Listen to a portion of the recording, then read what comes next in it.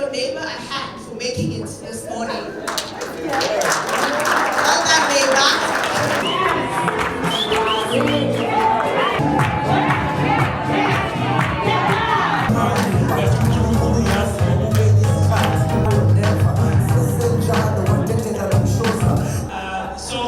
Ladies and gentlemen, thank you so much. What an honor it is for me to facilitate today. I don't want to waste time. I just want to call up our panelists so that...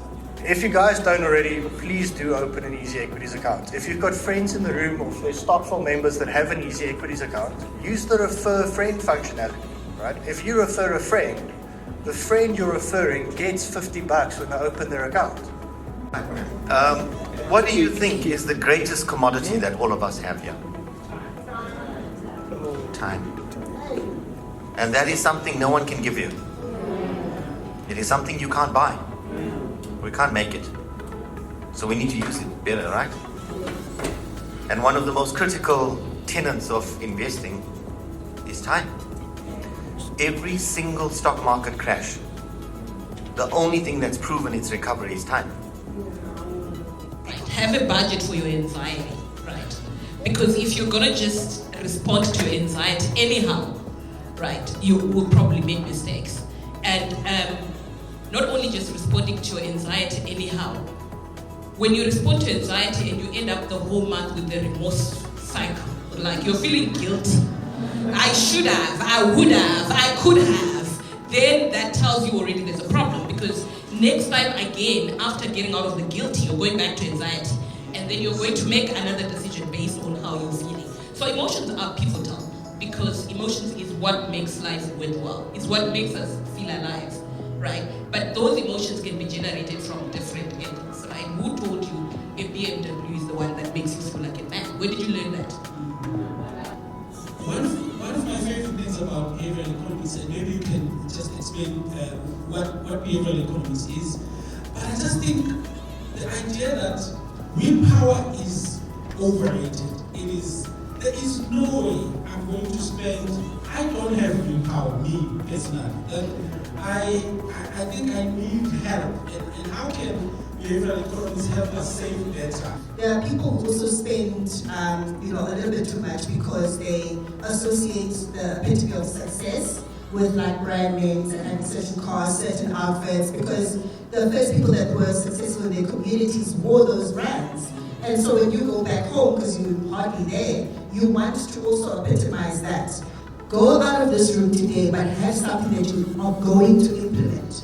Otherwise, you're still stuck in the mentality trap of, these are my excuses as to why my money's not where it needs to be, and therefore, because I've got those justifications, I will continue on this track. My name is Letango, 22 years old. I found this seminar to be very insightful.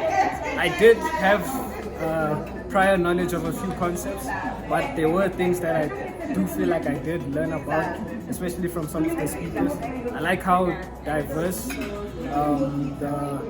the organization of the program was, just the diversity of the speakers in themselves. And yeah, I think it was a good seminar. Or maybe if you get a bonus, it feels like freedom as well. And also based on where that money is going, then you would also make different decisions, right? So speaking with regards to savings and investments, I like what Gugu said in terms of actually having a goal-based savings investment account where you label it, right? And also making it practical, making sure that it's practical. There are smart things that we can do using behavioral sciences, such as creating defaults, which is one of the things that I've already spoken about, and then also reframing how we see money. So instead of saying it's a budget, it's a spending plan. Just as an example. So already then your mind or your outlook is a bit different when you're reframing things. I took myself to a driving school. I did everything. But my frustration with this generation, I want to pull my head sometimes because I just feel that there's a sense of entitlement. Someone's living in my house and I don't want them there. I'm going to tell them to go. It's not as simple as that, because I've also got children, so I understand that. I understand that completely, but I think this is where the values discussion needs to come into play, and this is where expertise need to come into play. When people know that they've got a limited time in your space, trust me, they're going to do something about it. But if they know that, you know, the rope is long, they're going to, I mean, it's human nature. We're going to take advantage as much as we can. So as much as, yes, this generation does lack grit, and it does feel like they lack this determination that the previous generation had, I think a lot of the responsibility falls on us to ensure that they have they're given those tools, they're empowered with those tools, and then you actually need to cut. Shabab Wayne. I'm really grateful to be part of the seminar today. I've gained so much insight on how to plan better for my retirement. Very important, and it's never too late or it's never too early to start saving for your kids. So Easy Equities is giving us like an insight into how we can actually start saving for our kids as well. So I'm really grateful for the seminar. It was amazing.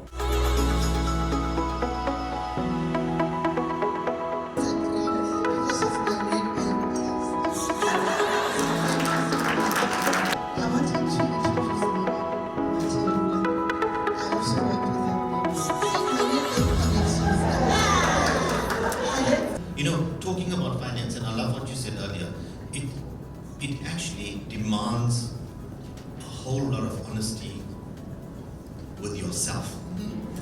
Not to sit across a banker or financial planner or a broker or a mate or a parent or a partner.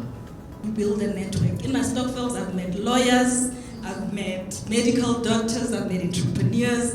It's an automatic network without doing anything if you use it more than just groceries and things.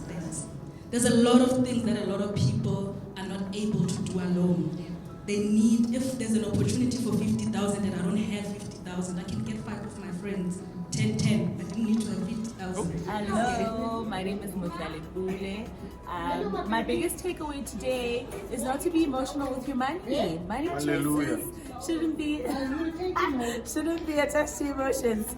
And yeah, today was great. Everything was beautiful. The food was great. The atmosphere, and we learned a lot. We learned a lot about money, about investments, and about making wiser financial decisions. Yeah. Look, I love what she said about not being emotional about money. That helps our home a lot. but two things. It was funny to notice that most men don't attend these things, so I'd implore men to come. I don't know why we don't, but I'd implore men to come. But my biggest takeaway is diversifying your investments, you know, having a diversified portfolio. It's not only wise, it's also biblical. Bazalwane, you know. So it's a great one. Thank you, Mama Wendy and the team. It's beautiful. We hope for more and to join the Stokvels. So 2021 May, I turned 50. So I'm in my 4th year of my independence, and it was my choice. A choice I made to be free from corporate. A choice I made that I would not wait until I go to HR and get that letter to say you have a year to retire. How is your planning, your retirement planning looks like? So let me flip back 30 years ago, which, you know, I was 20. My father had just passed. I was in varsity, and I was lucky because I had that seed funding. I took, you know, that seed funding, and that's when my investment journey started at the age of 20. And ever since, I have literally had this and had a vision that by the time I turn 50, I want to have a choice to live an environment which I felt was not even healthy, where you have a choice to live.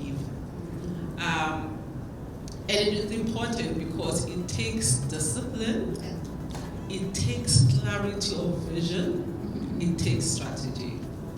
So what I had to do 30 years ago was to start with the 10 rand, the 20 rands, you know, the 10% of my salary. If at the time, I remember I was earning 5,000 rands, to take the 10% of that and literally put it aside and save. It does. I don't have that money.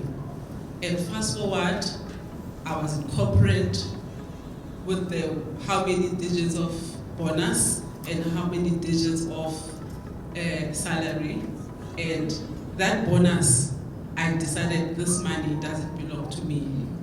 It belongs. I literally had to take 60% of that money and invested it, year in, year out. You know, that's when I was able then to say, I remember it was 2020, in the middle of COVID, I said I hereby resign. Yes. Yes. What a feeling. And everyone was like, what is this black girl doing? Today was amazing. I really did learn quite a lot. I think for me, the most important thing is understanding the behavioral elements that come with how we make choices around money, and then also then getting the tools that we need. But the important part is starting, because I've been delaying quite a few things, you know, telling myself no in the next year when I know better, when I understand better. But then when they say start, really, it is so important. And when you hear it from people who have literally, you know, gone through the journey, telling you that you need to start now, and that is the most important thing. Even if it's just 100 rand, you know, that is the most important thing. So yeah. But you need to be coached to understand your own risk appetite. You need to be coached to understand your own circumstances, so that you understand where you can, it's comfortable and correct at that particular time to take a high risk ticket, and not later, perhaps. When you are younger, you have a lot of time ahead of you. You then have a higher chance of taking risks, right? However, at my age, like, risk is the name. No. Okay. Before I cry and hand over. When you are over 60, you just cry. Hi, my name is Trevor Telezi.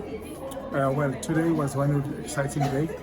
What I've learned today is investing, the difference of investing, short terms, and also saving. And the important part that you need to start. You need to just start, and it doesn't matter regardless of your age, just start and do what you do. Thank you so much. That was just informative for me today.